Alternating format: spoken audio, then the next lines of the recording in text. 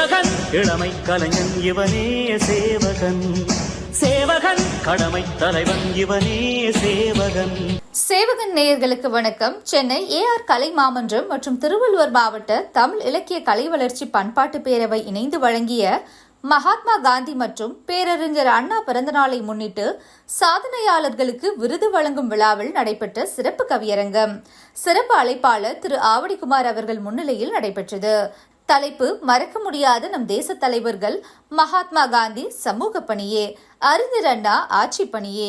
பங்கேற்பாளர்கள்: தலைமை doctor RS Jawahar Babu, முன்னிலை அரிமா சிந்தைவாசன், நடுவர் டாக்டர் விமலா தீனதயாளன் உலக சாதனையாளர், கவிஞர் அம்பேத்கர் டாக்டர் PDP சுரேஷ், நிகழ்ச்சி தொகுப்பு VJ பொற்செல்வி, நிகழ்ச்சி அமைப்பு AR ரமேஷ். நிகழ்ச்சியை தொடர்ந்து இணைந்த கைகள் இன்னிசை குழுவினரின் மாபெரும் இசை நிகழ்ச்சியும் நடைபெற்றது.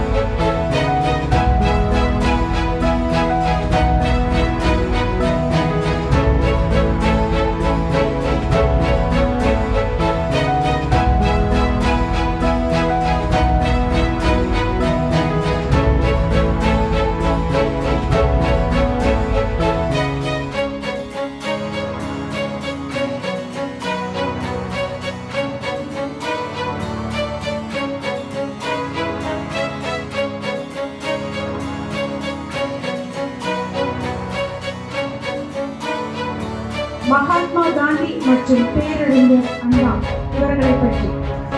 அது மட்டுமல்ல, ஆட்சி பணியே சமூக பணியே என்று இரு தலைப்புகள் இருக்கின்றன. இவற்றில் பேசுவதற்கு ஒவ்வொருவரையாக நாங்கள் அழைக்கின்றோம். கவிஞர் திரு தாமரை பூவண்ணன் அவர்களை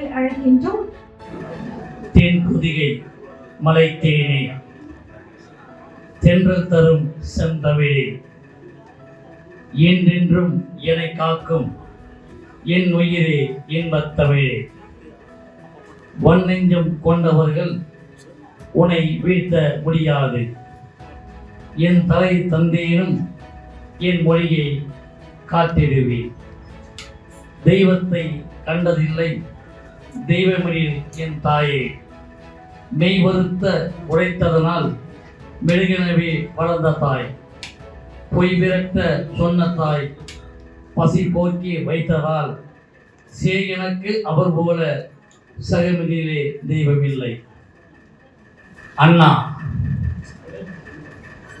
காஞ்சி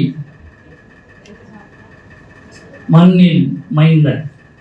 அண்ணா காஞ்சி மண்ணின் மைந்தன், காலம் போற்றும் தலைவர். காஞ்சி மண்ணின் மைந்தன், காலம் போற்றும் தலைவன், அஞ்சிடா அருந்தமிழ் புதல்வன், அன்னை தமிழுக்கு புலவன், நெஞ்சில் நிறைந்த தலைவன், நீதி காத்த வேலவன், கொஞ்சம் தமிழை தூக்கி கொண்டாடும் கவிதையை கொடுத்தவன். அண்ணா அருந்தமிழ் புலவனாய் அருந்தமிழாய் அனைத்து முறைத்தவர்.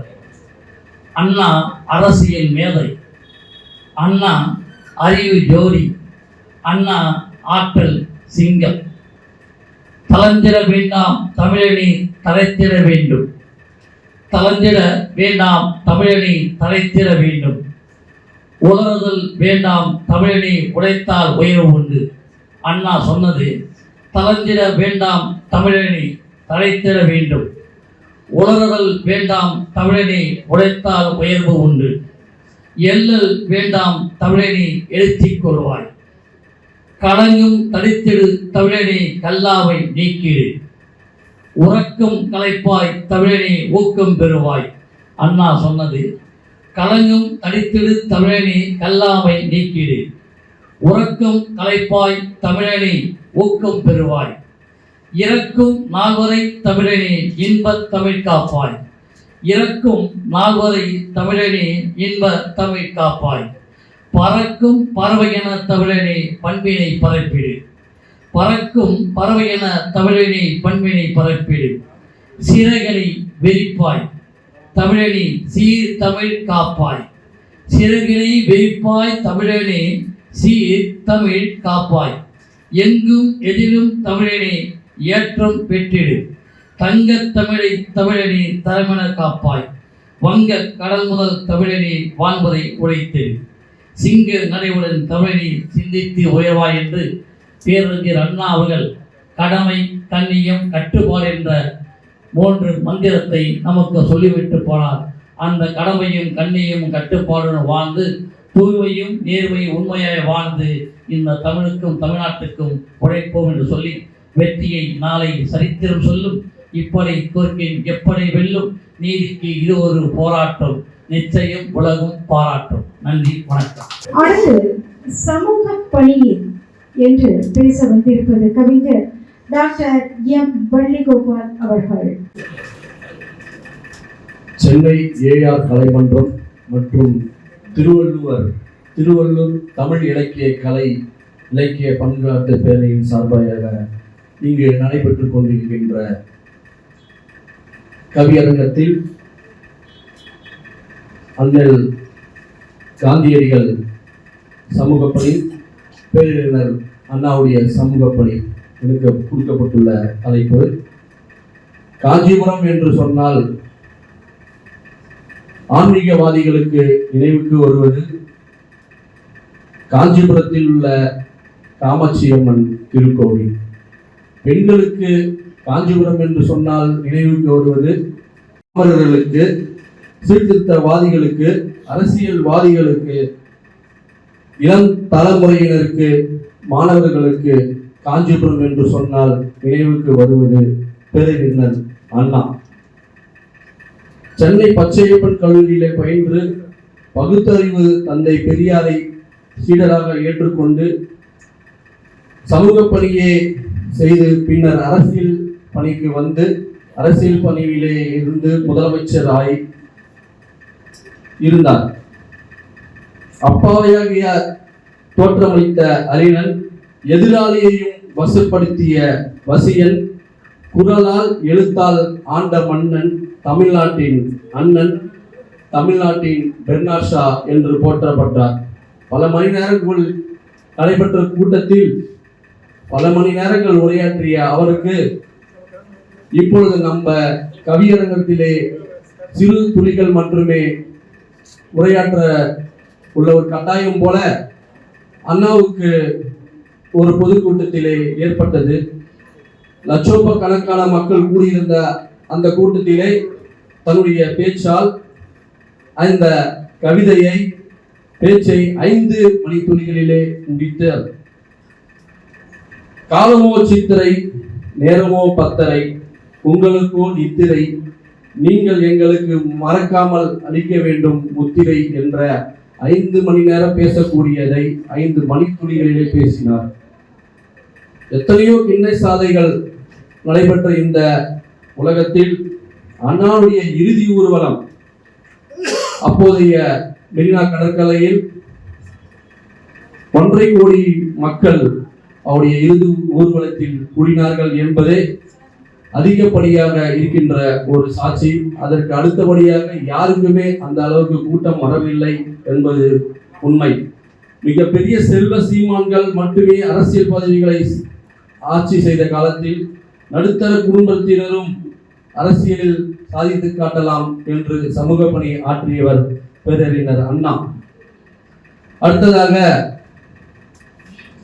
காந்தியடிகள் தந்தை கரம்சந்த் காந்தி, தாயார் புத்திரிபாய்க்கு மகனாக பிறந்து குஜராத்தில் பிறந்து கோபாலகிருஷ்ண கோகலே அவர்களை தன்னுடைய அரசியல் வழிகாட்டியாக கொண்டு ரவீந்திரநாத் தாகூர் என்பவரால் காந்தியடிகள் என பட்டம் பெற்று காந்தியடிகள் அவர்கள் உண்மையை மட்டுமே உன் வாளாக கொள், சத்தியம் மட்டுமே உன்னை கேடயமாக மாற்றும், சத்தியம் மட்டுமே உன்னை கேடயமாக காக்கும், பாரத மண்ணில் பிறந்த தவமே அதிசயமே, பாரத மண்ணில் பிறந்த தவமே அதிசயமே, கதர் ஆடியை கட்டிய கோமகன் நீ, கதர் ஆடியை கட்டிய கோமகன் நீ, சுதந்திர வேட்கை தந்த பிதா மகன் நீ, சுதந்திர வேட்கை தந்த பிதா மகன் நீ, இந்திய தேச தந்தையே உமது பிறப்பில் பிறந்த நாளில் உன்னை வணங்குகின்றோம், என்றும் அகிம்சை வழியில்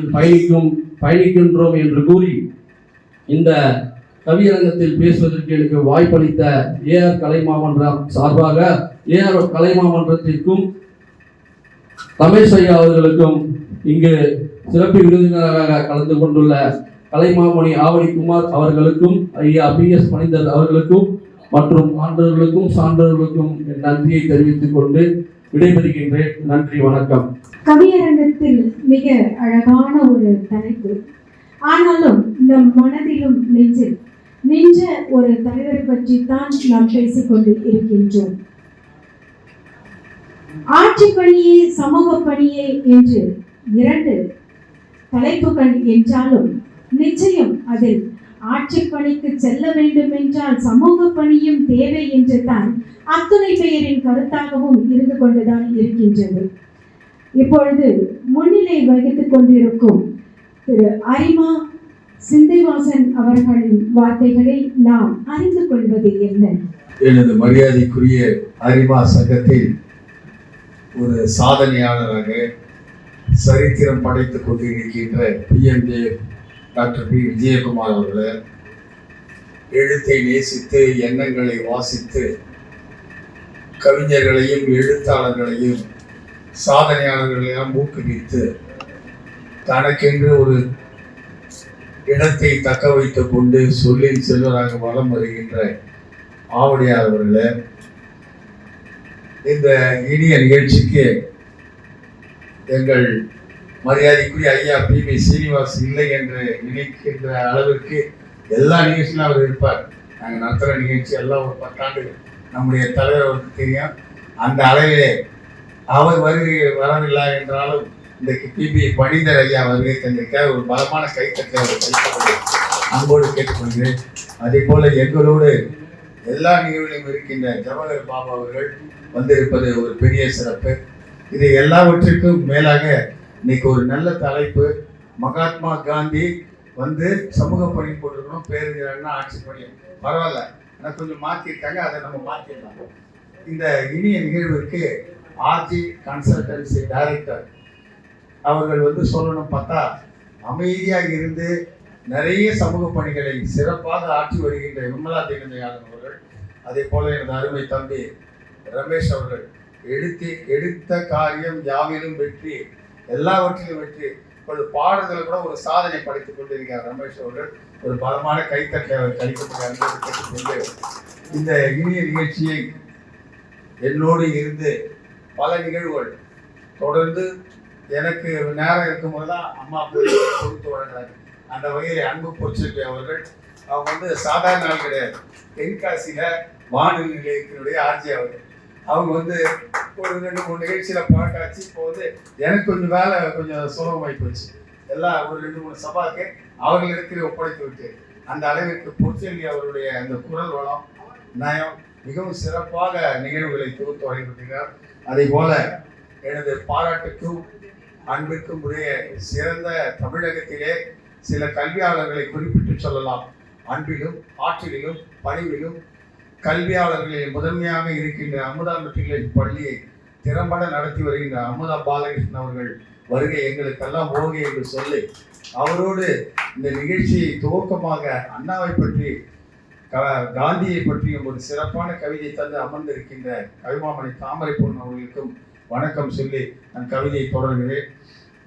மகாத்மா காந்தி அகிம்சை வழியில் நின்றவராம், ஆங்கிலேயரை எதிர்த்தவராம், இந்திய தாயின் விலங்கை உடைத்தவராம், ஈடில்லா சுதந்திரம் பெற்று தந்தவராம், ஊர் போற்ற உத்தமராய் வாழ்ந்தவராம், எளிமையாய் ஏற்றமாக கொண்டு இந்திய நாட்டின் சுதந்திரத்தை அன்று வாங்கி தந்தவர், ஐயமின்றி தியாகத்தின் திருவுருவமாய் அமைந்தவர், ஒற்றுமை என்பதை நமக்கு கற்றுத்தந்த ஒரு வலிமையான ஒரு மகாத்மா, 1000 இடரிலும் ஓயாது உழைத்த மகாத்மா, வாழ்வினி அம்மான் என்று அவரை வாழ்த்தி, அடுத்த பேரறிஞர் அண்ணா அவர்களை பற்றி சொல்லின் செல்வர் அவர்கள் சிறப்பான உரையை கொடுக்க இருக்கிறார். அதற்கு முன்பாக ஓரிரு வார்த்தைகளை, அதாவது அண்ணாவை பற்றிய ஒரு பொன்மொழிகள் போல இந்த கவிதையை நான் இப்பொழுது வந்துதான் இங்கே எழுதினேன். ஆகவே போட்டியும் பொறாமையும் பொய் சிரிப்பும் நிறைந்த இந்த உலகத்தில் நமது பாதையும் நாம் நேராக நடந்து செல்ல நமக்கு துணையாக இருக்கக்கூடியது, அதாவது வலிமை என்பதை அண்ணா அவர்கள் அழுத்தம் திருத்தமாக சொல்கிறார்கள். அதே போல அறிவும் ஆற்றலும் இணைந்தால் ஆகாத காரியம் ஒன்றும் இல்லை என்று சொல்லுவதோடு மட்டுமல்லாமல், அறிவும் ஆற்றலும் சேர்ந்து உழைத்தால் வெற்றி நிச்சயம் என்பதையும் அண்ணா கோடிட்டு காட்டியிருக்கிறார். உழைத்து வாழ வேண்டும், பிழைக்க வழி என்று என்னை கேட்காதீர்கள் என்று விளையாட்டாக சொல்லி, உங்கள் இனத்தை மீட்க வாருங்கள் என்ற அந்த சமூக நோக்கத்தோடு அழைக்கின்ற அந்த வரிகளும் எனக்கு பிடித்த வரிகள். அதற்கு ஏற்ற வசதி உண்டா என்று என்னையே கேட்காதீர்கள் என்று அண்ணா சொல்வார். ஓய்வை எடுக்க விரும்புபவர்கள் ஒதுங்கி நிற்கலாம், என்னோடு கைகோர்ப்பவர்கள் வெற்றி பெறலாம் என்று அண்ணாவினுடைய 3 எழுத்து மந்திரம், அண்ணா அண்ணா என்று சொன்னாலே போதும், எல்லாமே இந்த நாட்டிலே நடக்கும் ஒரு நல்லாட்சியை தந்து நமக்கெல்லாம் தமிழகத்திலே ஒரு ஒளி விளக்காக தெரிந்த அண்ணாவின் புகழ் வாழ்க என்று சொல்லி விடைபெறுகிறேன். நன்றி, வணக்கம். செவிவழியே நம் தட்ட முடியும் என்றால் நிச்சயமாக இது போன்ற பேச்சுக்களால் மட்டும்தான் முடியும். அடுத்ததாக இந்த கவியரங்கத்திற்கு தலைமை தாங்கிய டாக்டர் RS ஜவஹர் பாபு அவர்களை பேச அழைக்கின்றோம். இசைக்குயில்களுக்கு ஓய்வு கொடுத்து கவிப்பாட வானம்பாடிகளை அழைத்து மகிழ்வித்துக் கொண்டிருக்கின்ற கலைகளினுடைய நாயகன், கலைமன்றத்தினுடைய தலைவர், தேனி போல் சுறுசுறுப்பானவர், உழைப்பால் உயர்ந்தவர், நேர்மையாளர், 40 ஆண்டு காலமாக எங்கள் கண்ணிலே நிழலாடும் நெஞ்சம் நிறைந்தவர். மீனை போன்று எப்போதுமே தூய்மை பணி மட்டுமல்ல, சுறுசுறுப்பாகவும் இருக்கக்கூடிய அன்பிற்கினிய நண்பர். சொல்ல போனால் இன்றைய நிகழ்ச்சியில் கூட அவருடைய இசை நம்மை எல்லாம் ஈர்த்தது என்று சொல்லுகின்ற அளவிற்கு இசைக்குயிலாக வலம் வருகின்ற அன்பிற்கினிய நண்பர் ரமேஷ் அவர்களுக்கு என்னுடைய பணிவான வணக்கங்கள். எத்தனையோ மீசைகளை நீங்கள் பார்த்திருப்பீர்கள். நக்கீரன் கோபாலுடைய மீசை, வீரப்பன் மீசை, பாரதி மீசை, இன்னும் சொல்ல போனால் திரையுலகிலே பிரபலமான தேவர் மகன் மீசை. அதற்கெல்லாம் ஈடு கொடுக்கின்ற வகையிலே அடையாளமாக இருக்கக்கூடிய ஒரு மீசை என்று சொன்னால் அது ஆவடி மீசை. ஆவடியாரை வணங்காமல் போனால் அன்னை தமிழ் என்னோடு இணங்காமல் போவாள். ஆதலால் அவரை வணங்குகின்றேன். ஆவடிக்கு அடையாளம் ஒரு காலத்தில் விஜயந்தா டாக்கி என்று சொல்வார்கள். இப்போதெல்லாம் ஆவடிக்கு அடையாளம் ஆவடி குமார் தான். எம்ஜிஆர் வாழ்ந்த காலத்திலே வாழ்ந்தவர், எம்ஜிஆரை போலவே வாழ்பவர். இவரும் எம்ஜிஆர் தான். இவர் மீசை வைத்த எம்ஜிஆர். அன்பிற்கு இனியவர், பழகுவதற்கு இனியவர், ஆற்றல் மிக்கவர். குற்றாலத்தில் குடிக்காதவர்கள் இப்போது நீங்கள் குடிக்கலாம். அப்படி ஒரு குற்றால அருவி போன்று வார்த்தையை கொட்டுகின்ற தமிழுக்கு சொந்தக்காரர். தமிழில் தேடி கிடைக்காத வார்த்தைகள் எல்லாம் இவரிடத்திலே வசப்படும். அப்படி ஒரு மந்திரவாதி, சொல்லின் தந்திரவாதி, சொல்லே உணவர், அருமையான தமிழுக்கு சொந்தக்காரர் ஆவடி குமார் அவர்கள். மன்னராட்சி ஒழிந்து விட்டது என்று நிறைய பேர் சொல்கிறார்கள். நான் அதை நம்பவில்லை. மன்னர்கள் இன்றும் வாழ்ந்து கொண்டுதான் இருக்கிறார்கள். முடிசூடா மன்னர்கள் என்று சொல்லுகின்ற வகையிலே இன்றும் ஒரு மன்னர் நமது அவையிலே அமர்ந்து கொண்டிருக்கிறார். மைசூர் மகாராஜாவை பார்க்காதவர்கள் அவரை பார்க்கலாம். அவர்தான் அன்பிற்கும் ஆற்றலுக்கும் இசைக்கும் சொந்தக்காரர் பணிக்கிறவர்கள். அவரை பணியோடு வணங்குவதிலே பெருமை கொள்கிறோம். இந்த நிகழ்ச்சிக்கு அரிமாவினுடைய சிங்கமாய், சிலிர்ப்பிடும் சொல்லுக்கு சொந்தக்காரராய், வெற்றிக்கு நாயகனாய் விஜயகுமார் அவர்கள் வீட்டிருக்கிறார்கள். அவருக்கும் நம்முடைய பணிவான வணக்கங்கள். அழகாக தமிழை தொகுத்து தந்து கொண்டிருக்கின்ற பொற்செல்வி அவர்களுக்கும் நெஞ்சம் நிறைந்த வணக்கங்கள். இசைக்குயில்களே, கவிப்பாடும் வானம்பாடிகளே, பணிவான வணக்கங்கள். எல்லாவற்றிற்கும் மேலாக சென்னைக்கு அடையாளம் என்று சொன்னால் அது சிந்தை வாசன். சிந்தை வாசன் இல்லாத நிகழ்ச்சி சென்னையில் இல்லை. அரசு நிகழ்ச்சி என்று சொன்னாலும், தனியார் நிகழ்ச்சி என்று சொன்னாலும், அரிமா நிகழ்ச்சி என்று சொன்னாலும் சிந்தை வாசன் தான் அதில் முதலிடம் இருப்பார். ஆயிரக்கணக்கான மேடை ஏறிய சிந்தை வாசன் இன்றைய நிகழ்ச்சியில் நம்மோடு பங்கேற்பது மகிழ்ச்சி, மன நிறைவு தருகிறது. அனைவருக்கும் என் நெஞ்சத்தில் அடித்தளத்தில் முட்டெடுக்கும் பணக்கி மனம் கங்கையினை காணிக்கையாக்குகிறேன். அன்பிற்கு ஒரே இன்றைய நிகழ்ச்சி காந்தியும் அண்ணாவும். இன்றைய நிகழ்ச்சி காந்தியும் அண்ணாவும். தெற்கே அண்ணா, தெற்கே அண்ணா, மேற்கே காந்தி. தெற்கும் மேற்கும் சந்திக்கிறது. கருப்புக்கு சொந்தக்காரர் நம்முடைய தென்னாட்டு காந்தி என்கின்ற அண்ணா. கதற்கு சொந்தக்காரர் மகாத்மா காந்தி. காந்தியின் கையிலே கைக்கடி இருக்கும், அண்ணாவின் கையிலே ஒரு சிட்டிகை பொடி இருக்கும். காந்தியின் ஆயுதம் அகிம்சை, அண்ணாவின் ஆயுதம் சுயமரியாதை. எந்த பொருத்தம் காந்திக்கும் அண்ணாவுக்கும் என்று தெரியவில்லை. ஆனால் ரமேஷுக்கு மட்டும் அந்த ரகசியம் தெரிந்திருக்கிறது. இருவரையும் இணைத்து இந்த நிகழ்ச்சியில் இணைத்திருக்கிறார். சுதந்திரத்திற்காக பாடுபட்டவர் காந்தி. சுதந்திரத்துக்காக பாடுபட்டவர் காந்தி, தமிழர்களின் விடுதலைக்காகவும் தன்மானத்திற்காகவும் பாடுபட்டவர் அண்ணா. அண்ணாவின் பேச்சுக்கு இணையாக காந்தியை சொல்ல முடியாது என்று சொன்னாலும் காந்தி சேராட்டம் மிக்கவர்.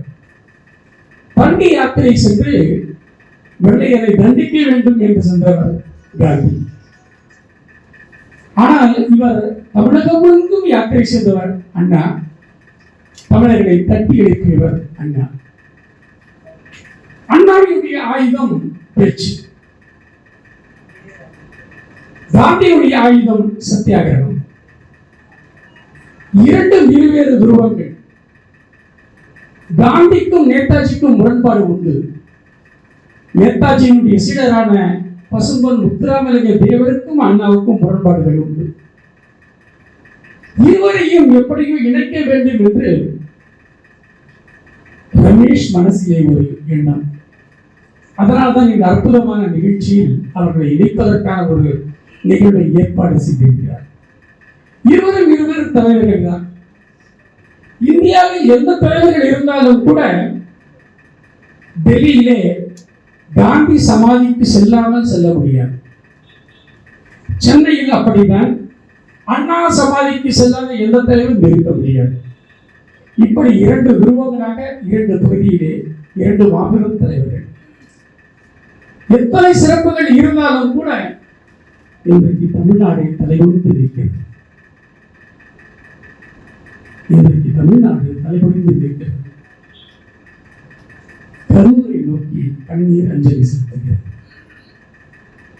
பாவம் அந்த மனிதர்கள்,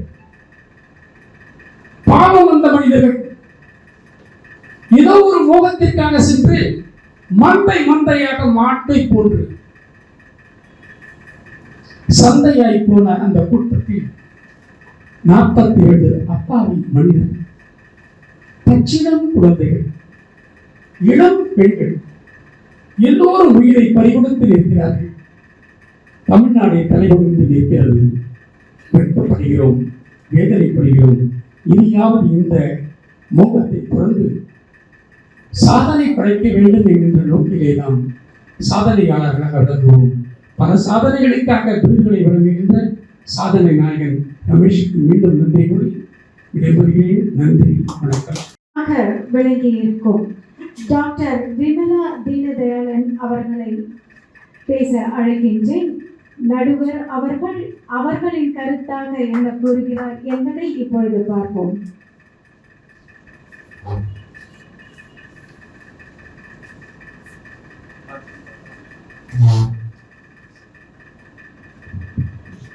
அனைவருக்கும் வணக்கம். இன்னைக்கு கொடுத்துருக்க தலைப்பு பார்த்தீங்கன்னா ஆட்சி பணியா சமூக பணியான்னு கொடுத்துருக்காங்க. அதுக்கு முன்னாடி ஒரு சின்ன குறிப்பு மாதிரி சொல்லிக்கிறேன். கவிஞர் தாமரை பூவண்ணன் ஒரு நம்ம அறிஞர் அண்ணாவை பற்றி பேசும்போது அரசியல் மேதை அப்படின்னு சொல்லிட்டு ஒரு வேர்டு சொன்னார். அது ரொம்ப பிடிச்சிருந்தது. இறக்கும் வரை நம்ம தமிழுக்காக போராடணும்னு சொன்னார். அது கட்டாயம் மனசில் எல்லாரும் ஏற்றுக்கிட்டீங்கன்னா ரொம்ப நல்லா இருக்கும். அடுத்தது ஆக்சுவலாக பார்த்தீங்கன்னா அண்ணா சாதாரணமாக சொல்ல முடியாது. அரசியல் வரலாறு அது அந்த மாதிரி. அடுத்தது கவிஞர் கலைஞர் பேசும்போது சொன்னார், காஞ்சிபுரத்திலேருந்து அண்ணா சமூக பணி செய்து ஆட்சி பணி செய்தாங்க. அவர் செய்த ஆட்சி பணி சிறப்பாக 2 வருஷம் தான் இருந்திருப்பார். ஆனால் அவர் செய்த சிறப்பாக இருக்கிறதுனால தான் இன்னை வரைக்கும் நம்ம அண்ணாவை பற்றி ஆட்சி பண்ணின்னு அண்ணாவை பற்றி பேசிகிட்டு இருக்கோம். அடுத்தது அரிமா சிந்தைவாசன் அவர்கள் பேசினார். காந்தியடிகளை பேசும்போது சுதந்திர போராட்டத்தை பற்றி எல்லாம் சொன்னார். அண்ணாவை பற்றி சொல்லும் போது அவருடைய அறிவும் மாற்றலும் சொன்னார். கரெக்டு தான். அந்த டைமில் நமக்கு தமிழர்களுக்கு அந்த அரசியல் சிந்தனை ரொம்ப குறைவாக இருந்த டைமில் தன்னுடைய எழுத்துக்களாலும் பேச்சுக்களாலும் நம்மளை தட்டி எழுப்பி கொண்டு வந்தவர் அறிஞர் அண்ணா. அடுத்தது பார்த்தீங்கன்னா திரு ஜவஹர் பாபு அவர்கள்.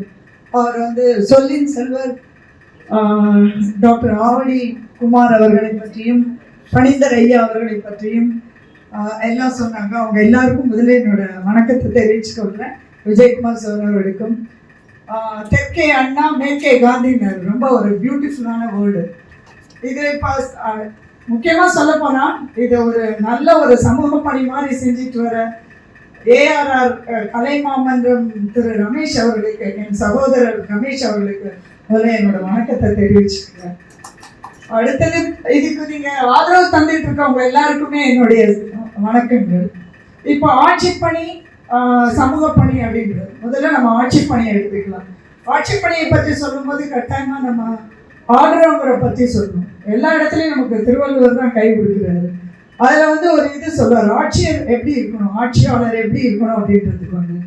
காட்சிக்கணியன் கடுஞ்சொல்லன் அல்லனில் மீக்கூறும் மண்ணல் நிலம் அப்படின்றோம். காட்சிக்கணியன் டக்குன்னு ஈஸியாக போகணும், பார்க்கணும், மனம் கொடுக்கணும், பேசணும், வரணும். அது மாதிரி காட்சிக்கணியனாக இருக்கணும். நம்மளால ஈஸிலி அக்சசிபிளாக இருக்கணும். அது இந்த காலத்தில் கொஞ்சம் கஷ்டம்தான். ஏன்னா நிறைய செக்யூரிட்டி கார்ட்ஸ் எல்லாம் தாண்டி நம்ம போகிறது கஷ்டம்தான். ஆனால் அந்த மாதிரி இருந்தாருன்னா அந்த நிலத்தை ஆடுறவரை பற்றி உலகம் ஃபுல்லாக அந்த மன்னனை பற்றி பேசும் அப்படின்றார். இது வந்து ஆட்சியாளரை பற்றி திருவள்ளுவர் சொல்றாரு. அடுத்தது பார்த்தீங்கன்னா ஆட்சி எப்படி இருக்கணும் அப்படின்றத சொல்றாரு. ரொம்ப ஒரு சின்ன இதுதான், ஆனால் ரொம்ப அழகாக சொல்லியிருக்காரு. இயற்றலும் ஈட்டலும் காத்தலும் காத்த வாழ்த்தலும் வல்ல தரசு அப்படின்றது. நீ என்ன பண்ணணும், ஃபர்ஸ்ட் எப்படி உங்களுடைய நிதி இதெல்லாம் எப்படி சேகரிக்கணும் அப்படின்றத ஃபர்ஸ்ட் வகுத்துக்கணும்ன்றது. அடுத்தது நிதி வருது இல்லையா கருவூலத்துல, அதை மறுபடியும் எப்படி பெருக்கலாம் அப்படின்றத தெரிஞ்சுக்கணும். அடுத்தது அந்த நிதியை எப்படி நீங்க சமுதாயத்துக்கு யூஸ் பண்ணலாம், இதெல்லாம் செஞ்சீங்கன்னா ஆட்டோமேட்டிக்கா மக்கள் நல்லபடியா இருப்பாங்க அப்படின்றத ரொம்ப அழகா சொல்லியிருக்காரு திருவள்ளுவர். இதுதான் வந்து திறமையான நல்லாட்சிக்கு இலக்கணமாகும் அப்படின்னு சொல்லி முடிச்சிட்டாரு. இன்னைக்கு நம்ம பேசுறது வந்து காந்தியடிகளுடைய பிறந்த நாளை முன்னிட்டு, அண்ணாவுடைய பேரறிஞர் அண்ணாவின் பிறந்த நாளை முன்னிட்டு உள்ள ஒரு நிகழ்ச்சின்றதுனால ஒரு சில வரிகள் நான் வந்து காந்தி பற்றியும் அண்ணாவை பற்றியும் பேச விரும்புகிறேன். காந்தி வந்து நமக்கு சுதந்திரம் வாங்கி கொடுத்ததே பார்த்தீங்கன்னா ஒரு டிஃப்ரெண்ட்டான ஆட்சி பணி, ஒரு என்டையர்லி டிஃப்ரெண்ட் அப்ரோச். ஒத்துழையாமை இயக்கம், அகிம்சை, அந்த மாதிரி ஒரு டிஃப்ரெண்ட்டான அப்ரோச்சில் போய் அந்த பிரிட்டிஷ்காரங்கள்கிட்ட போராடி நமக்கு சுதந்திரம் வாங்கி கொடுத்தாரு.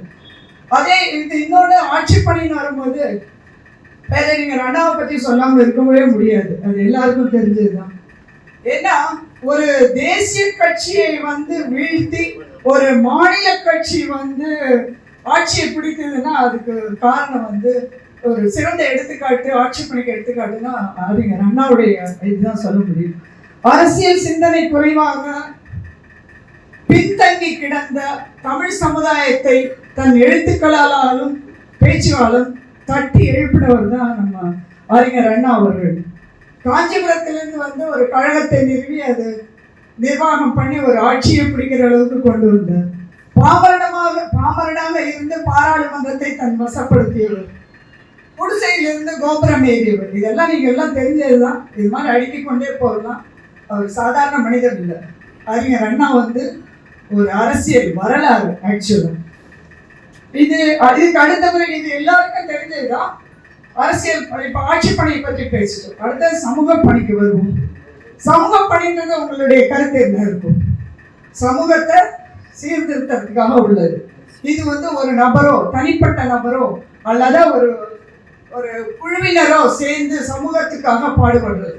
சமூக பணியின் போது என்ன செய்யலாம், அது அந்த சமூகத்தை மேம்படுத்துறதுக்காக உள்ளதா இருக்கும். அது கல்வியா இருக்கலாம், பொருளாதாரமா இருக்கலாம், பெண்கள் முன்னேற்றமா இருக்கலாம், எதுவாக வேணாலும் இருக்கலாம். ஆனா ஒரு சமூகத்தை மேம்படுத்துவதற்காக ஒரு தனி உறுப்பினரோ அல்லது ஒரு குழுவினரோ சேர்ந்து செய்யறது தான் சமூக பணின்னு சொல்றோம். நமக்கு வந்து நிலைவித்வான் மாதிரி எப்பவும் திருவள்ளுவர் தான் நமக்கு எல்லா இடத்துலையும் கிடைப்பாரு. இதை டைரக்டா சொல்லாட்டா கூட இன்டைரக்டா அவர் சொல்லியிருக்காரு. அவர் வந்து ஒரு நாட்டிற்கோ இனத்திற்கோ மொழியினருக்கோ இல்லாம ஒரு பொதுமையா உலகத்தில் உள்ள எல்லாரும் ஃபாலோ பண்ணலாம். அதனாலதான் அது உலக பொதுமுறைன்னே தெரிஞ்சது. அது உங்க எல்லாருக்கும் தெரிஞ்சதுதான்.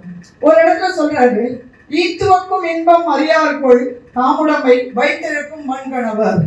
ஈத்துவக்கும் இன்பம் அறியார்கொள், அடுத்தவங்களுக்கு கொடுத்து அதுல வர இன்பத்தை அறியாதவன் அவன் என்ன பண்றான், தாமுடமை வைத்திருக்கும் மண்கணவர். அவனே வச்சுட்டு அவனே அனுபவிக்காம கடைசியில் அவனும் போய் சேர்ந்துடுறான். அவனை எப்படி அவர் குறிப்பிடுறாருன்னா வன்கணவர், கொடியோன் அப்படின்றாரு.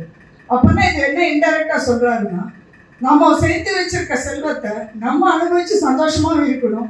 அதே சமயம் ஒரு சமூக பணிக்கும் நம்ம அதை பயன்படுத்தணும். இப்போ நம்ம காந்தியடிகளே எடுத்துக்கலாம். ஆட்சி பணி நம்ம டக்குன்னு போயிட்டாருன்னு சொல்ல முடியாது. ஃபர்ஸ்ட் சமூக பணி செய்கிறாரு. எப்படி செய்கிறாரு? வறுமை ஒழிப்பு, பெண்கள் உரிமைக்காக போராடுறது, மத ஒற்றுமைக்காக போராடி நிறைய சமூக பணியை ஸ்லோவாக செஞ்சு அப்புறமா தான் ஆட்சி பண்ணி பிடிக்கிறாரு. அது மாதிரி பாலகங்காதர் திலகர் உங்களை பற்றி எல்லாருக்குமே அவரை பற்றி தெரியும். அவர் சமூக சீர்திருத்தவாதி. ஆக்சுவலாக லால் பகதூர் சாஸ்திரி அவர் என்ன பண்ணாரு, தலித் மக்களுடைய முன்னேற்றத்துக்காக பாடுபட்டாரு. பால் உற்பத்திக்காக என்ன பண்ணார், வெள்ளை புரட்சின்னு ஒரு இதுவே கொண்டு வந்தாரு. அவரும் சமூக பணிலாம் செஞ்சு ஆட்சி பண்ணி தான் வந்தாரு. இதுல இப்ப நான் என்ன சொல்ல வரேன்னா, சமூக பணி கரெக்டா நடந்துகிட்டு இருந்ததுன்னா ஆட்சி பணி நல்லா நடக்கும் அப்படின்றது என்னோட கருத்து. இதுக்கு ஒரு சின்ன எக்ஸாம்பிள் சொல்லணும்னா, எல்லாருமே நம்ம வந்து எல்லா டைம்லயும் வந்து கவர்மெண்ட் செய்யணும், கவர்மெண்ட் வந்து இது செய்யாம இது செய்யறாங்க, அப்படி செய்யறாங்க, இப்படி செய்யறாங்க அப்படின்னு சொல்றதை விட நம்ம ஒவ்வொருத்தரும் இந்த சமூக பணியில ஈடுபட்டோம்னா ஆட்சி பணி நல்லா இருக்கும். ஃபார் எக்ஸாம்பிள், உங்களுடைய ஸ்ட்ரீட் இருக்கு இல்லையா, அதை நீங்க வந்து அதை எப்படி எந்த அளவுக்கு மேம்படுத்தலாம் அப்படின்றத பாருங்க. ஏன் கார்பரேஷன் இல்லையா, நாங்க டாக்ஸ் கட்டலையா, முனிசிபாலிட்டி இல்லையா நினைக்காதீங்க. சமூக பணின்றது ஒரு நிறுவனம் ஆரம்பிச்சு செய்யணும் அப்படின்றது இல்லை, ஒருத்தருமே நினைச்சா செய்யணும். ஃபர்ஸ்ட் என்ன பண்ணுவீங்க, ஸ்ட்ரீட்டை அதை மேம்படுத்த பாருங்க. அடுத்தது அந்த நகர், அடுத்தது அந்த ஏரியா, அடுத்தது டிஸ்ட்ரிக்ட். அப்படியே பண்ணும்போது நாடு முன்னேறும். எல்லா டைம்லையும் கவர்மெண்ட் தான் பண்ணணும் அப்படின்னு நினைக்கிறத விட சமூக பணியை நம்ம அந்த கையில் எடுத்து ஒவ்வொருத்தவங்களும் நம்ம செஞ்சோம்னா கட்டாயமாக வந்து நாடு முன்னேறும். அதாவது பேரலாக நம்ம வந்து நாட்டுக்கு வந்து நம்ம பேரலாக சப்போர்ட் பண்ணிகிட்டே போகணும். நம்மளுடைய சமூக பணி மூலமாக ஆட்சி பணிக்கு நம்ம சப்போர்ட் பண்ணிகிட்டே போனோம்னா கட்டாயமாக நம்ம வந்து நாடு முன்னேறும். இது மட்டும் இல்லை, ஒரே ஒரு வார்த்தை மட்டும் சொல்லி இதை நான் முடிச்சுக்க விரும்புகிறேன். மக்கள் பணியே மகேசன் பணின்னு, அதே நான் கொஞ்சம் லேசாக மாற்றி மக்கள் சேவையே மகேசன் சேவைன்னு நான் நினைக்கிறேன். மக்களுக்கு நம்ம தொண்டு செய்கிறோம்னு வச்சுக்கோங்க, ஒரு சமூக பணி செய்கிறோம்னு வச்சுக்கோங்க, ஒரு பொருளாதாரமும் ரொம்பலாம் பெருசாக நீங்கள் செய்ய வேண்டாம். ஒரு குழந்தைக்கு வந்து ஒரு 4 பென்சில் வாங்கி தரதா இருந்தால் கூட அது கூட சின்ன ஒரு சமூக பணி தான். அவளுக்கு ஒரு கல்விக்கு ஒரு ஹெல்ப் பண்ணுறதா இருந்தால் அதுவும் ஒரு சமூக பணி தான். உங்கள் வீட்டில் ஒரு மெய்டு வர்றாங்களா, அவங்களுக்கு என்ன தேவை இருக்குது அப்படின்றத பார்த்து செஞ்சால் கூட சின்ன சமூக பணி தான். நீங்கள் இதுக்கு பெருசாக ஒரு நிறுவனம் ஏற்படுத்தி எல்லாம் செய்யணும் அப்படின்ற அவசியம் இல்லை. இது இந்த இடத்துல ஒரு சின்ன ஒரு நான் செய்கிறேன், ஏன்னா இவ்வளோ பேசுகிறேன் நான் என்ன செய்கிறேன்னு நீங்கள் நினைக்கக்கூடாது. இல்லை, ரீக்ரோன்னு ஒரு என்ஜிஓ வச்சு நடத்துகிறேன். ரீக்ரோன்றது ரெனசன்ஸ் அண்ட் க்ரோத் ஆஃப் விமன் அப்படின்றது தான் ஷார்ட் ஃபார்ம் தான் ரீக்ரோ. அதாவது பெண்கள் மேம்பாடு அண்ட் முன்னேற்றம், அதுக்காக நான் வச்சு நடத்துகிறேன். மீனம்பாக்கம் ஏர்போர்ட்டுக்கு ஏற்ற மாதிரி ஒரு 350 ஃபேமிலிஸ் உள்ள ஸ்லம்மை அதை அடாப்ட் பண்ணி அதனுடைய மேம்பாட்டு இதெல்லாம் செஞ்சுட்டு இருக்கேன். இதில் தனியாக பெண்கள் மேம்பாடும் செய்கிறேன். அதை விடுங்க. இதில் வந்து இப்போ சொன்ன மாதிரி மக்கள் பணியை மக்கள் சேவையை மகேசன் சேவை அப்படின்றது தான் நம்ம இருக்கு. மக்களுக்கு நீங்கள் சேவை செஞ்சீங்கன்னா கடவுளுக்கு செய்கிற மாதிரி இல்லையா, ஒத்துக்கிறீங்களா? மக்களுக்கு சேவை செய்கிறது வந்து கடவுளுக்கு செஞ்ச மாதிரி. அப்படின்னும் போது இந்த நிகழ்ச்சியை பற்றி உங்களுடைய கருத்து என்னன்றது எனக்கு தெரியல. ஆனால் இந்த மக்கள் சேவை மகேசன் சேவை அப்படின்ற இந்த கருத்தை உங்க முன்னாடி வச்சு தீர்ப்பை உங்க முன்னாடி வைக்கிறேன். அதுக்கு பிறகு தீர்ப்பு உங்க கையில், நீங்க தான் அதை வந்து இருப்பாங்க. இப்போ வந்து ஒரே ஒரு எக்ஸாம்பிள் இன்னொன்று சொல்லி அது என்னுடைய உரையை முடிச்சுக்கிறேன். இப்போ ரமேஷ், என்னோட சகோதரர் ரமேஷ் அவர்கள் பார்த்தீங்கன்னா தொடர்ந்து நடத்திட்டு வர்றாரு. ஏதோ ஒரு எங்கேயோ ஒரு ஸ்பார்க் அவர் அப்படியே தூண்டி விட்டுக்கிட்டே வர்றாரு. கிட்டத்தட்ட இது ஒரு சமூக பணி தானே. அந்த சமூக பணிக்கு நீங்கள்லாம் வந்து இந்த அளவுக்கு ஆதரவு அளிக்கிறீங்களே, இதுவும் ஒரு சமூக பணி தான். இப்படியே நம்ம சமூக பணி கொஞ்சம் கொஞ்சமாக தொடர்ந்து ஆட்சி பணியை சிறப்பாக்கணும்னு சொல்லிக்கிறேன். இந்த வாய்ப்பு கொடுத்தமைக்கு நன்றி, வணக்கம். நன்றி. உலக பொதுமறையை கோவையாக கொடுத்து மிக அழகாக அவர்களுக்கு எங்களது நன்றி. அடுத்ததாக விழாவின் தலைமையாக வருகை தந்திருக்கும் PMJF டாக்டர் பி விஜயகுமார் அவர்களை பேச அழைக்கின்றோம். AR கலை மாமன்றம் சார்பாக இப்பொழுது அவர்களை கௌரவிக்கின்றார்கள். சொல்லின் செல்வர் கலைமாமணி திரு ஆவணிக்குமார் அவர்கள் அவர்களுக்கு சால்வை அளித்து கௌரவிக்கின்றார்கள். ஆக்சுவலி இந்த ஃபங்க்ஷனு 2ஆம் தேதி நடக்க வேண்டியது. அன்றைக்கி என்னால் வர முடியல என்ற ஒரே காரணத்தினால என்னுடைய அன்ப சகோதரனும் நம்பினோம் ரமேஷ் அவர்கள் நான் 4ஆம் தேதி வைத்துக்கிறேன், நீங்கள் வராமல் நான் இதை நடத்த மாட்டேன்னு சொன்னதில் அவருக்கு என்னோட மனமார்ந்த நன்றி. இன்றும் அதே மாதிரி தான் இந்த பூந்தமல்ல ஆங்கிலேய ஸ்கூலில் ஒரு பெரிய ஃபங்க்ஷன் நடக்கிறது. அது இல்லாமல் இப்போ மயிலாப்பூரம் இதே மாதிரி ஒரு வேறொரு விஷயமா போக வேண்டி இருக்குது. என்றாலும் நான் வந்து ஒரு 10 விஷயம் இருக்கிறேன்னு சொன்னாங்க. ஸோ நம்ம எனக்கு தெரிஞ்ச ஏறக்குறைய ஒரு 18 ஆண்டுகளாக அவர் இந்த ஏஆர் மாமன்றத்தில் என்னை அழைத்து விவரிப்பது உண்டு. ஆனால் அவருடைய 25வது வருஷம் தான் இப்போ நடந்து கொண்டு இருக்கிறது. சாதாரண ஒரு விஷயம் இல்லை. 25 வருஷம் நம்ம ஒரு குடும்பம் நடத்துறதுக்கு பாடுபட்டுறது எவ்வளோ கஷ்டங்கள் இருக்குது, எவ்வளோ பிரச்சனைகள் இருக்குது, எவ்வளோ நஷ்டங்கள் இருக்குது. இதெல்லாம் மீறி தான் ஒரு குடும்பத்தை நம்ம 4-5 பேர் அடங்கக்கூடிய ஒரு குடும்பத்தை நம்ம நடத்துகிறோம். அப்போது ஒரு சங்கத்தை அரவணைத்து 25 வருஷம் அவர்கள் இது மாதிரி ஒரு வருஷத்தில் எனக்கு தெரிஞ்சு ஏறக்குறை ஒரு 10 ஃபங்க்ஷனாவது அவர் நடத்துகிறார்கள். அவ்வளோ நடத்தி கொண்டு வரணும்னா அது மிகமான விஷயம் இல்லை, அதனால் ஒரு எளிய விஷயமும் இல்லை. அவர் சொன்னாங்க நிறைய பேர். எனக்கு ஒரே ஒரு செகண்டில் நம்ம கரூர் மாவட்டத்தில் நடந்த அந்த ஒரு சோகமான ஒரு தருணத்துக்கு நம்ம எல்லாருமே ஒரு நிமிஷம் எழுந்து நின்று அந்த ஆத்மாக்கு சாந்தி கிடைக்கிறதுக்காக நீங்கள் ஜீவிக்குமாறு கேட்டுக்கொள்கிறோம்.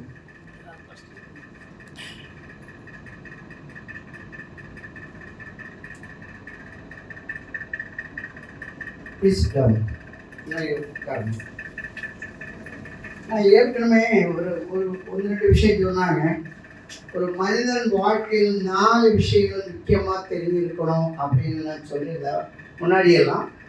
இப்போது அதில் நிறைய பேர் இங்கே இல்லைன்னு நினைக்கிறோம். ஒரு 3 செகண்ட் நான் சொல்லி சுருக்கமாக சொல்லுகிறேன்.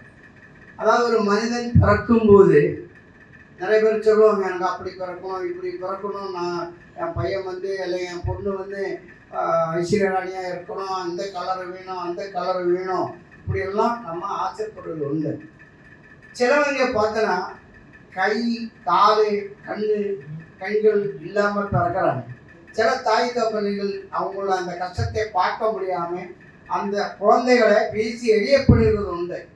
ஆனால் சில அதிர்ஷ்டசாலிகள் என்ன ஆகிறது அப்படின்னு கேட்டால், யாராவது அவங்கள எடுத்து கொண்டு போய் வளர்த்தி அவங்க எல்லாம் இன்னைக்கு எனக்கு தெரிஞ்ச நிறைய பேர் இருக்காங்க. நேஷனல் லெவல் இன்டர்நேஷனல் லெவல் அவங்க பேர் எடுக்கக்கூடிய ஒரு விதத்தில் வரக்கூடியவங்களும் இருக்காங்க. அப்போ நம்ம பிறவி என்றது ஒரு மனிதனால் உருவாகிறது இல்லை. இப்போ எத்தனையோ பேருக்கு குழந்தை இல்லாமல் இருக்காங்க இல்லையா? அது இதுக்கு எல்லாமே காரணம் யார்? கடவுள் தான் நமக்கு பிறவின்ற அந்த அதிகாரத்தை தரக்கூடிய ஒரு இது இருக்கிறது கடவுளுக்கு மட்டும்தான். அது எந்த விதத்தில் ஏது விதத்தில் எடுத்தாலும் சரி, அது முஸ்லாமாக இருந்தாலும் சரி, கிறிஸ்டியனாக இருந்தாலும் சரி, இந்துக்களாக இருந்தாலும் சரி, அதுக்கு எந்த மாற்றமும் இல்லை. யாருக்காவது அதை பற்றி சொல்லுறது விரும்புகிறீங்களா? கடவுள்லாம் கிடையாது அப்படின்னு சொல்ல முடியுமா? நிச்சயமாக முடியாது. அதாவது ஒரு மனிதனால எதுவுமே முடிவு பண்ண முடியாது.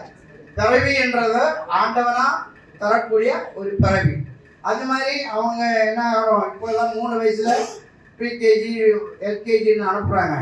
என்னுடைய ஏஜெல்லாம் 6 வயசு பூர்த்தியான சர்டிஃபிகேட் இருந்தால் மட்டும்தான் ஸ்கூல் வாசலில் போக முடியும். அப்போ 6 வயது வரை அவங்க வளர்த்தி 6 வயசுல ஸ்கூலுக்கு போகிறாங்க. அவங்க படினம் முடித்து ஸ்கூலு முடித்து யூபிஎஸ் முடித்து +2 வரை போனப்போ கல்வி போகிறாங்க. கல்வி போகிற உடனே என்ன ஆகிறது, திருமண வாழ்க்கைக்கு வரக்கூடிய ஒரு வயசு வந்துச்சு. 2வது விஷயம் சொல்றது படிப்பு, 3வது வாழ்க்கை திருமணம். எவ்வளோ பேர் இப்போ இங்கே இருக்கவங்களோட பேரம் பேச்சு இல்லைன்னா தாய் தகப்பனுங்க என்ன பண்ணுறோம், என் பையனுக்கு இந்த மாதிரி ஒரு பொண்ணு வேணும், இந்த மாதிரி ஒரு பொண்ணை தான் கட்டணும், இல்லை என் தங்கச்சி பொண்ணை தான் கட்டணும், இல்லை என் மச்ச அப்பாவுடைய அக்கா பொண்ணை தான் கட்டணும், இந்த மாதிரிலாம் பிளான் நிறைய பேர் பண்ணியிருப்பாங்க. ஆனால் அவங்க என்ன பண்ணுறாங்க, இந்த காலத்தில் ஒன்றே லவ் பண்ணுறாங்க, தாய் தகப்பனுடைய பேச்சு கேட்கறது இல்லை, அவங்க லவ் பண்ணி கல்யாணம் பண்ணிக்கிறாங்க. அப்படி மீறி இல்லை, தாய் தகப்பன் சொல்கிற பொண்ணை தான் கல்யாணம் பண்ணுறாங்க. எத்தனை பேர் வாழ்க்கையில் சந்தோஷமாக நாங்கள் நிச்சயமாக வாழுகிறேன்னு உங்களால் ஆளால் சொல்ல முடியுமா?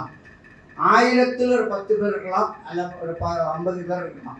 அது மேலே நிச்சயமாக அவங்க வாழ்க்கையில் நமக்கு சொல்ல முடியாது. அது உண்மையான விஷயம். அது அந்த வாழ்க்கை யார் கொடுக்கறது? மனிதர் கிடையாது.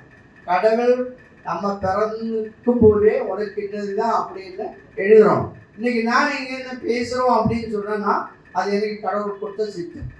ஏஆர் ரமேஷ் இவ்வளோ பெரிய ஃபங்க்ஷன், பல பேர் ஃபங்க்ஷன் நடத்துகிறோன்னா அது கடவுள் கொடுத்த ஒரு சிஸ்டம்.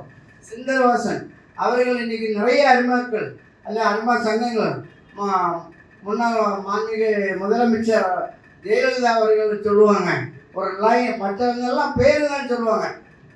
ஏடிஎம்கோட மெயின் தலைவர் இங்கே உட்கார்ந்துட்டு இருக்காங்க.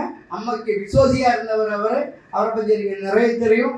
ஏன் காரணம்னா தமிழ்நாடு திருவள்ளூர் மாவட்டத்தோட மலையாளி அசோசியேஷனோட வைஸ் சேர்மனாக நான் இருக்கிறோம். அதனால் ஆவடின்றது வந்து எனக்கு என்னுடைய தாய் வீடு மாதிரி. ஆவடி, திருவள்ளூர், சுற்றளவில் எல்லா இடத்துலையுமே எத்தனை ஃபங்க்ஷன் இருந்தாலும் நான் போய்கிட்டு தான் இருக்கேன். இந்த 12ஆம் இருக்காங்க.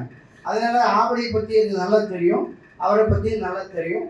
ஸோ அவருக்கு என்ன தெரியாது. அதனால் நம்ம வந்து அவரோட சட்டசபான்ற உறுப்பினர் ஆகணும்னு அவர் தலைவர் அவர் கடவுளை அது மாதிரி சொன்னோன்னு தான் ஆயிட்டுருக்காரு. இப்போ இங்கே அழகாக பாடினார் ரமேஷ் ராஜா அவர்களும். அவங்களுக்கு கடவுள் கொடுத்தது என்னுடைய தலைவிதி பாட்டு அப்படின்றது தான். அப்போ எதுவுமே நமக்கு நிச்சயிக்கிறதுக்கோ நிர்ணயப்படுத்துறதுக்கோ நமக்கு அதிகாரம் கிடையாது. வாழ்க்கையில் நம்ம வர்றோம், 4வது மரணத்தை எடுக்கிறோம். நம்ம மரணத்தில் நான் இப்படி தான் சாவுவேன், நான் இந்த மாதிரி தான் சாவுன்னு சொல்ல முடியுமா? அதுக்கு ஒரே எக்ஸாம்பிள் கரூர் மாவட்டம். 1.5 வயசு குழந்தையிலிருந்து எத்தனையோ கல்யாணம் ஆகாத பெண்கள், ஆகாத பெண்கள் 42 பேர் கிட்டத்தட்ட இறந்துறாங்க. யார் வேணுமோ எப்படி வேணுமோ காரணங்கள் இருக்கலாம். பழி வாங்க சொல்கிறாங்க, இல்லை யாரோ பண்ணாங்க, ஏதோ இருக்கட்டும். ஆனால் 42 உயிர்கள் நம்ம இறந்துருக்கிறோம். நம்முடைய சகோதர சகோதரிகளே நம்ம இறந்துருக்கோம். அதுக்கு காரணம் யார்? கடவுள். இப்போ இந்த சமீபத்தில் பார்த்தீங்கன்னா அவர் 250 பேர் பிளெயின் அபகடத்தில் ஹைதராபாத்தில் இறந்துட்டாங்க. அதுக்கு எல்லாமே இதில் காரணம் கிடையாது. ஆண்டவனுடைய முடிவு தான். அப்போ கடவுள் இல்லை நாங்கள் அப்படி இப்படின்னு சொல்கிறதெல்லாம் நிச்சயமாக அது பொய்யான கருத்து. நீங்கள் தெரிந்து கொள்ளுங்கள். இந்த 4 விஷயங்கள் ஒரு வாழ்க்கையில் மனிதன் தெரிஞ்சிருந்தால் அது நல்லது. நம்மளோட வாழ்க்கை இத்தனை வயசுல நம்ம வாழுவோம், இல்லைன்னா இந்த வயசு நம்ம என்னதான் பண்ணுவேன் அப்படின்றது நிச்சயமாக நடக்கிறது கிடையாது. கடவுள் என்ன சித்தம் நமக்கு தராங்களோ அதை நம்மளால் செய்ய முடியுன்றது இந்த தருணத்தில் அவங்களுக்கு புரியுன்ற அளவுக்கு நான் சொல்லுகிறேன். அது மாதிரி இன்றைக்கி பார்த்தோன்னா இங்கே வந்து அத்தனை பேரும் விருந்துகள் இருக்கிறீங்க. அது ஒரு மாவட்டத்தோட மாவட்ட உறுப்பினராக இருக்கக்கூடிய ஆவடி அவருடைய மீசை பற்றியெல்லாம் நம் மரியாதைக்குரிய பெரியார் பாபு அவர்கள் சொன்னார்கள். அவர் 3 பேரை சொன்னாங்க. அதே போல் எம்ஜிஆர் பற்றியும் சொன்னார். ஒரு விஷயம், நீங்கள் அரசியலில் வந்து எத்தனை பேருக்கு எப்படி தெரியும்? 77 நான் சென்னையில் கால் வச்சவன். அரசியல் என்றது அண்ணா பற்றி பேசினாங்க. அண்ணாவோட லெஃப்ட் அண்ட் ரைட் இருந்து தான் ஒன்று நம்ம மாண்புமிகு கருணாநிதி, ஒன்று எம்ஜிஆர். அண்ணாவோட லெஃப்ட் ரைட்டு 2 பேர் தான் இருந்தாங்க. அந்த மாதிரி ஒரு காலகட்டத்தில் தான் அவங்க பண்ணாங்க. ஆனால் அரசியல் உருவாக்கியது தமிழ்நாட்டில் காமராஜர் அவர்கள். கல்வி என்று ஒன்று கொண்டு வந்தது அவர் தான். அன்றைய காலத்தில் கல்வின்றது நமக்கு கொடுத்தது காமராஜ் அவர்கள் தான், வேறு யாருமே வரல. அது பிறகு தான் படிப்படியாக ஒருத்தராக அந்த கல்வியை கொண்டு வந்தாங்க. அதே மாதிரி முதல் வந்து உணவு திட்டத்தை கொண்டு வந்தது எம்ஜிஆர் தான்.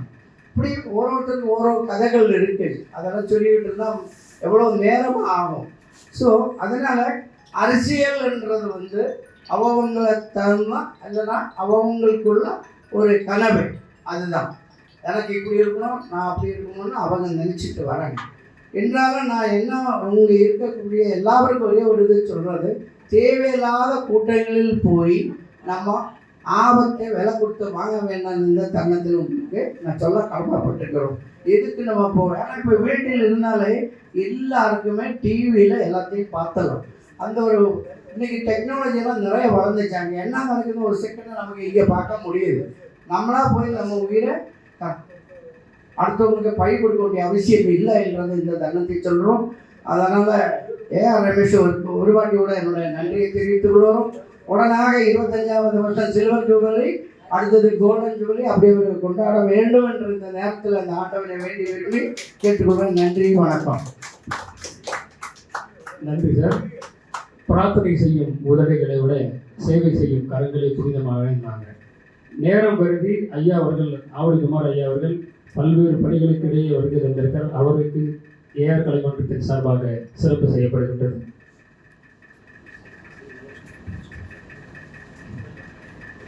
அறிவுரையாக அல்ல, ஆலோசனையாக மிக அழகாக பேசிய டாக்டர் வி. விஜயகுமார் அவர்களுக்கு எங்களது நன்றியினை தெரிவித்துக் கொண்டு, அனைத்திந்திய தமிழ்ச்சங்க தலைவரும் சொல்லின் செல்வரும் கலைமாமணி திரு ஆவடிக்குமார் அவர்களை ஏஆர் கலை மாமன்றத்தின் சார்பாக கௌரவிக்கின்றோம். பேரறிஞர் பெருந்தகை அமரர் அண்ணா அவர்களுடைய பிறந்த நாளையும் இணைத்து ஒரு சிறப்பான இடைநாட்டு நிகழ்ச்சியை எளிமையோடு ஏற்பாடு செய்து நடத்தி கொண்டிருக்கின்ற ஏஆர் கலைமன்றத்தினுடைய நிறுவனர் தலைவர் பாசத்துக்குரிய அருமை சகோதரர் ஏஆர் ரமேஷ் அவர்களே, இந்த நிகழ்ச்சியில் வருகை தந்து இந்த நிகழ்ச்சிக்கு பொறுமையும் வருகை தந்து இருக்கின்றவர்களுக்கு சிறப்பும் செய்து அமர்ந்திருக்கின்ற வாழ்த்துறையுடன் வந்திருக்கின்ற நம்முடைய நிகழ்ச்சிகளில் எல்லாம் நுழைந்திருக்கின்ற திரு சீனிவாச அவர்களுடைய அருந்தவ முதல்வர் டாக்டர் பி. பணிக்கர் அவர்களே, இந்த நிகழ்ச்சிக்கு பொதுத்துறையாக இருந்து இந்த நிகழ்ச்சிக்கு தலைமையேற்று நடத்தி கொண்டிருக்கின்ற மரியாதைக்குரிய தொழிலதிபர் தமிழ்நாடு மலையாளிகள் சங்கத்தினுடைய துணைத் தலைவர் அருமை சகோதரர் டாக்டர் பி. விஜயகுமார் அவர்கள்,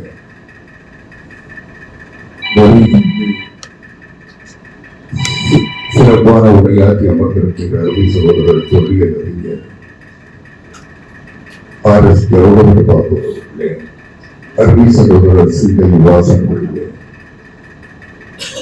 அருமை இந்த நிகழ்ச்சியை நெறிப்படுத்தி தொகுத்து வழங்கிக் கொண்டிருக்கின்ற அருமை சகோதரி தென்காசி இணையதள வானொலி நிர்வாகி திருமதி அன்பு செல்வி அவர்களே, இந்த நிகழ்ச்சிக்கு பட்டிமன்றத்திற்கு நடுவராக இருந்து நடுவர் பணியை சரியாக செய்து அமர்ந்திருக்கின்ற அருமை சகோதரி டாக்டர் விமலா தீனதயாளன் அவர்களே, வருகை தந்திருக்கின்ற அமுதா மெட்ரிகுலேஷன் பள்ளியினுடைய தாராளர், தமிழ்நாடு அரசின் தமிழ்ச்சங்க விருது பெற்ற பேராளர் அருமை சகோதரர் அமுதா பாலகிருஷ்ணன் அவர்களே, என்று மரியாதைக்குரிய அருமை என்பது செங்கரம் பிடித்த ஆசிரியர் தாபரை கோமலன் அவர்களே, வருகை தந்திருக்கின்ற பெருமக்களே, பெரியோர்களே, தாய்மார்களே, நண்பர்களே, அனைவருக்கும் பணிவான வணக்கங்களை முதலில் தெரிவித்துக் கொள்கிறேன்.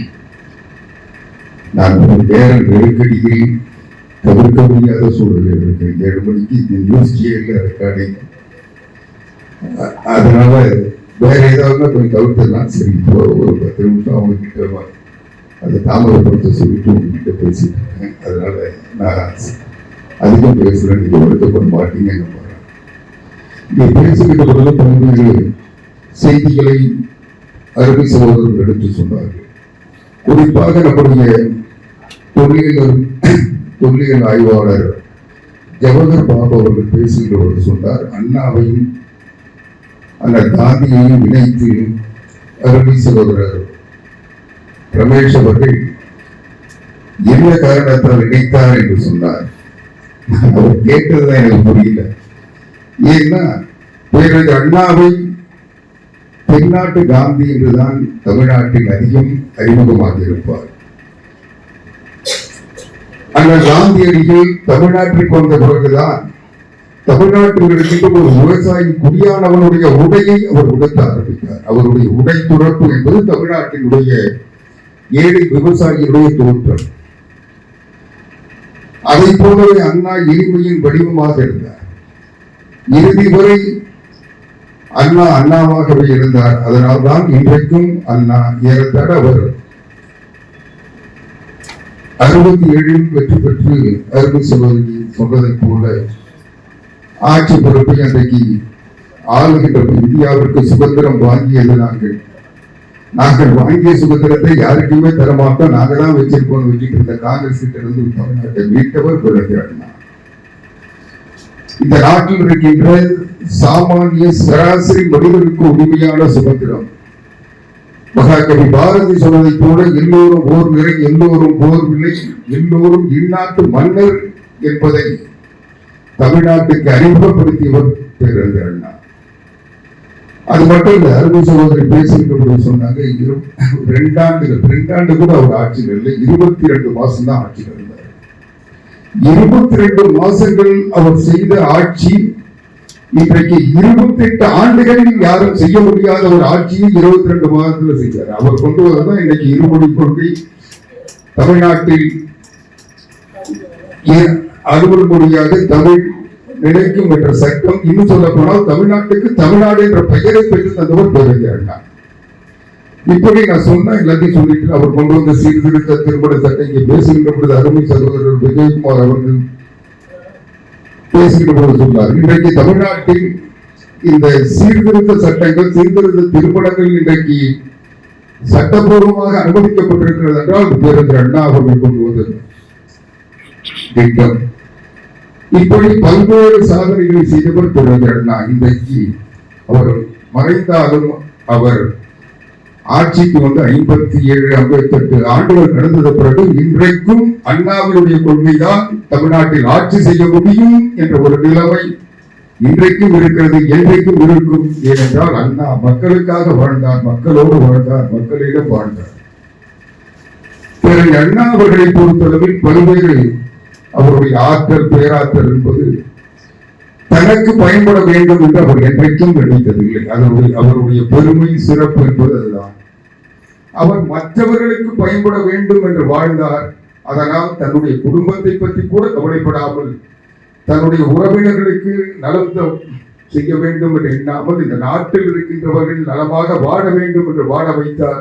அதனால் இன்றைக்கு நாடு வாழ்ந்தது, அவருடைய குடும்பம் அழிந்தது. அவருடைய வளர்ப்பு மகன் டாக்டர் பரிமளம் கடன் தொல்லை தாழாமல் தூக்கு போட்டு இறந்து போனார். அதுதான் தமிழ்நாட்டினுடைய வரலாறு. இப்படி தன்னுடைய குடும்பத்தையே அழித்து தமிழ்நாட்டை வாழ வைத்தவர் பேரறிஞர் அண்ணா. அந்த பெருமகனாருடைய பிறந்த நாளை அருமை சகோதரர் ரமேஷ் அவர்கள் இங்கே கொண்டாடுகின்ற இந்த நிகழ்ச்சியில் நான் பங்கெடுப்பது அவருக்கு பேரறிஞர் அண்ணா அவர்களுக்கு செலுத்துகின்ற அஞ்சலியாக மட்டுமல்ல, தமிழ்நாட்டுக்கு உடைத்த ஒரு மாமனிதரை, இந்தியாவுக்கு உடைத்த அந்த காந்தியை போற்றுகின்ற ஒரு வாய்ப்பை பெற்றதற்காக நான் பெற்ற பேரை சிறப்பாக கருதுகிறேன். இங்கே AR ரமேஷ் அவர்களை பற்றி சொல்வார்கள். ஒரு 1/4 நூற்றாண்டுகளாக ஒருவர் இந்த துறையில் நிலைத்திருக்க முடியுமா என்றால் முடியும் என்று சாதித்து காட்டியிருப்பவர் AR கலைமன்றத்தினுடைய தலைவர் AR ரமேஷ் அவர்கள். அவர் பெரிய வசதி படைத்தவரோ அல்லது தன்னுடைய பணத்தை செலவழிப்பதற்கு வழி தெரியாமல் இந்த நிகழ்ச்சிகளை நடத்தி கொண்டிருக்கவில்லை. அவர் இந்த நிகழ்ச்சியை நடத்துவதற்கு எவ்வளவு துன்பப்பட்டிருப்பார், எவ்வளவு இடுக்கண்களை சந்தித்திருப்பார் என்பதை என்னால் உணர முடிகிறது. ஆனாலும் தொடர்ந்து விழாக்களை நடத்துகின்ற போது அவர் இந்த விழாக்களின் வழியாக பலரை அறிமுகப்படுத்துகிறார், பலருக்கு சிறப்பு சேர்க்கிறார், பலரை பெருமைப்படுத்துகிறார், பலருக்கு விருது தருகிறார், அவர்களுக்கு ஊக்கப்படுத்துகிறார். அதன் வழியாக அவர் திறமையானவர்களை அறிமுகப்படுத்துகிறார். அப்படி திறமையானவர்கள் அறிமுகப்படுத்துகின்ற பொழுதுதான் நம்முடைய சமுதாயம் திறமையானவர்களை அங்கீகரிக்கின்ற நிலையும், அதனுடைய தொடர்ச்சியாக திறமையானவர்கள் தங்களுடைய பணிகளை தொடருகின்ற வாய்ப்பும் கிடைக்கும். அந்த பணியை திறம்பட ஒரு 1/4 நூற்றாண்டுகளாக செய்கின்ற மரியாதைக்குரிய அருமை சகோதரர் AR கலைமன்றத்தினுடைய நிறுவனர் தலைவர் AR ரமேஷ் அவர்களை மீண்டும் பாராட்டுகிறேன். அவரை பாராட்டுவதன் வழியாக அவரை போன்று உழைப்பதற்கு மற்றவர்கள் முன்வர வேண்டும், வருவார்கள் என்று நம்புகிறேன். இங்கே பேசுகின்ற பொழுது பல்வேறு செய்திகளை இங்கே குறுகிய நேரத்தில் எடுத்து சொன்னார்கள். அருமை சகோதரர் தாமரை பூவண்ணனாக இருந்தாலும் அன்பு சகோதரர் சிந்தை வாசன் அவர்களை பற்றி சொல்லாமல் நான் கடந்து போக முடியாது. அவர் மரியாதைக்குரிய அருமை சகோதரர் ரமேஷ் அவர்கள் சொல்வதை போல அவரை தெரியாதவர்கள் சென்னையில் இருக்க முடியாது. அந்த அளவுக்கு சென்னை முழுவதும் அறிமுகமானவர். அரிமா சங்கமாக இருந்தாலும், கலை நிகழ்ச்சிகளாக இருந்தாலும், இலக்கிய கூட்டங்களாக இருந்தாலும், பொது நிகழ்ச்சிகளாக இருந்தாலும் அவருடைய பங்கு நிறைவாக இருக்கும். அப்படிப்பட்ட சிந்தை வாசர் அவர்கள் இங்கே அமர்ந்திருக்கிறார்கள். அவருடைய துணையோடு இது போன்ற நிகழ்ச்சிகள் தொடர்ந்து ரமேஷ் அவர்கள் நடத்தி கொண்டிருக்கிறார்கள்.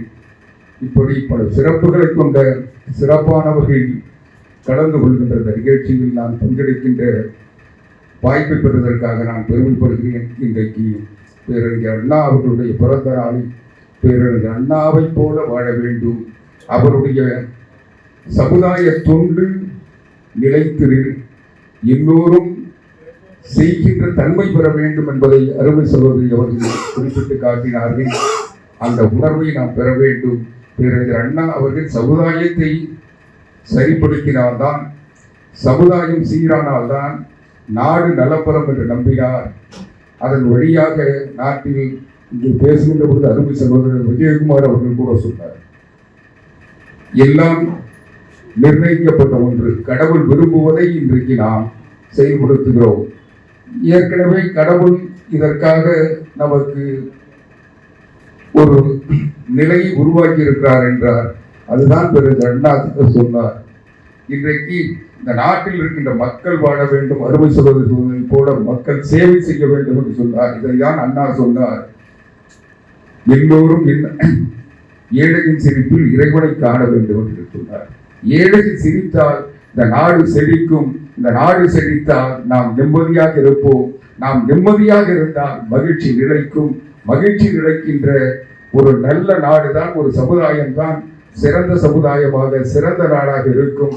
அப்படிப்பட்ட நிலையில் அருமை சகோதரர் ஏஆர் ரமேஷ் அவர்கள் தொடர்ந்து இது போன்ற நிகழ்ச்சிகளை அருமை சகோதரர் விஜயகுமார் அவர்கள் குறிப்பிட்டதை போல இது சில்வர் ஜூப்ளியை கடந்து இது பொன்விழாவை கொண்டாடுகின்ற பெருமைமிக்க ஒரு அமைப்பாக ஏஆர் கலைமன்றம் இருக்க வேண்டும் என்ற வேண்டுகோளை உங்கள் அனைவரின் சார்பில் என்னுடைய வாழ்த்துக்களையும் தெரிவித்து, இந்த ஏஆர் கலைமன்றம் வரலாற்றில் ஒரு சிறந்த இடத்தை பெறும். எப்படி அந்த காந்தியடிகளை இன்றைக்கு நாடு போற்றுகிறதோ, பேரறிஞர் அண்ணா அவர்களை நாடு வாழ்த்துகிறதோ, அதை போல ஏஆர் ரமேஷ் அவர்கள் காலத்தால் போற்றப்படுவார், வாழ்த்தப்படுவார். அவருடைய உழைப்பும் உணர்வும் நிலைக்கும் நீடிக்கும் என்ற நம்பிக்கையோடு விடைபெறுகின்றேன். நன்றி, வணக்கம்.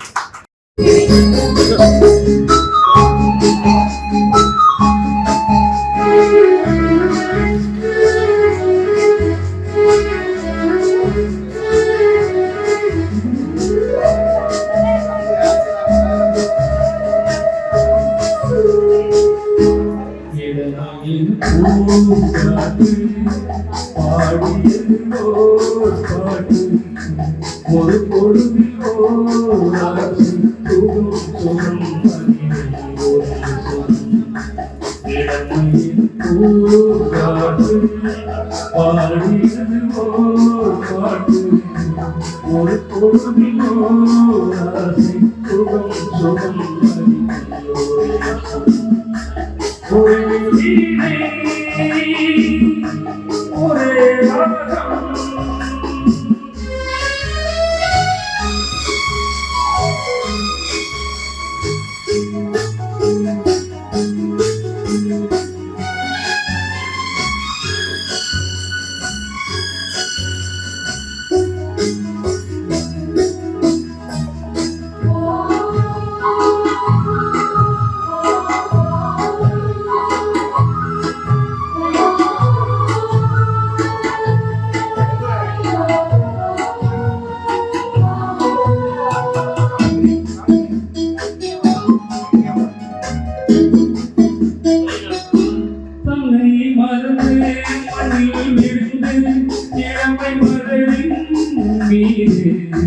தன்னை எழுந்த ஒன்று தேக சுகத்தின்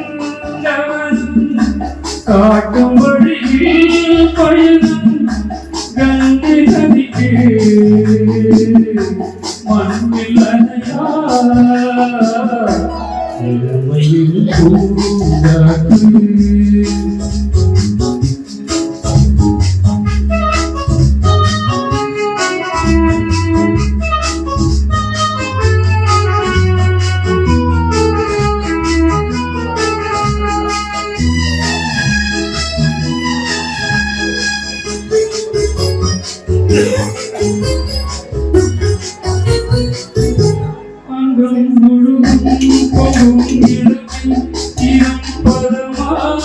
தோன்று அள்ளி அழைத்த கைகள் கேட்கணிது காமந்தான் கேள்வி எந்த உணவோ எந்த உணவோ இளமையிலும் பூங்காற்று